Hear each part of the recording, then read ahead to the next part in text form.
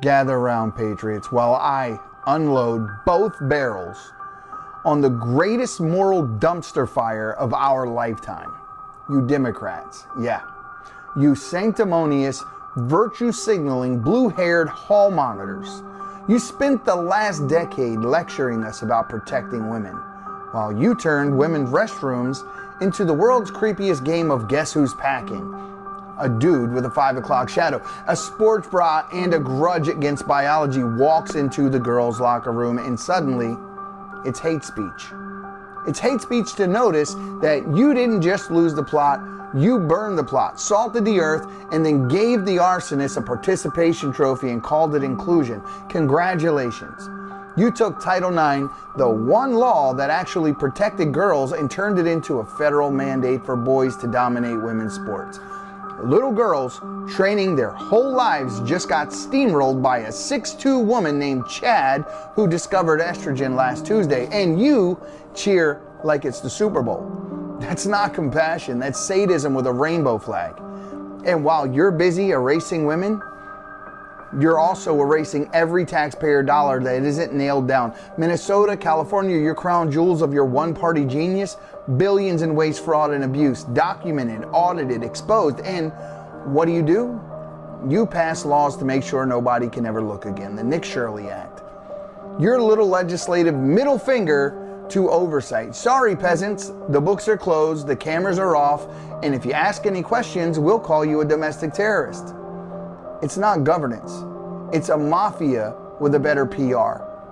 You stole the money, you protected the thieves, and then you told the victims that they're the problem for noticing.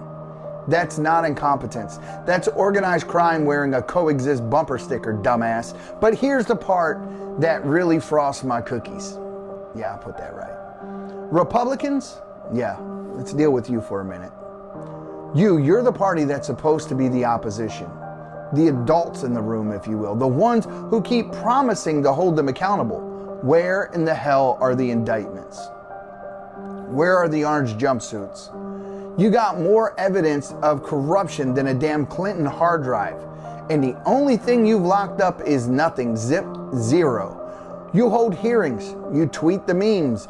You write the strongly worded letters and then go home and pat yourselves on the back like you just won a culture war. Well, newsflash, the culture war's over and the Democrats are still running the scoreboard while you're busy reaching across the aisle to the very people who just mugged the Constitution.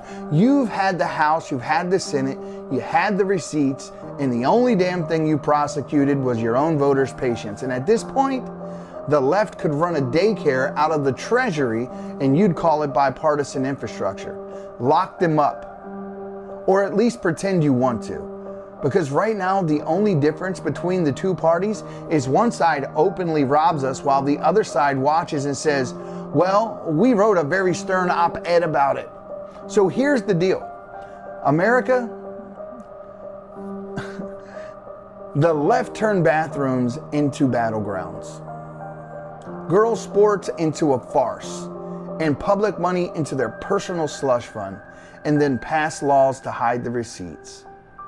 The right, well, it turned outrage into a spectator sport, and both of you have failed us. One side is absolutely evil, the other side is useless, and the rest of us, we're stuck paying the damn bill. Now, if you'll excuse me, because I'm going to go find a restroom that still has a sign on the door that actually means something. God help us.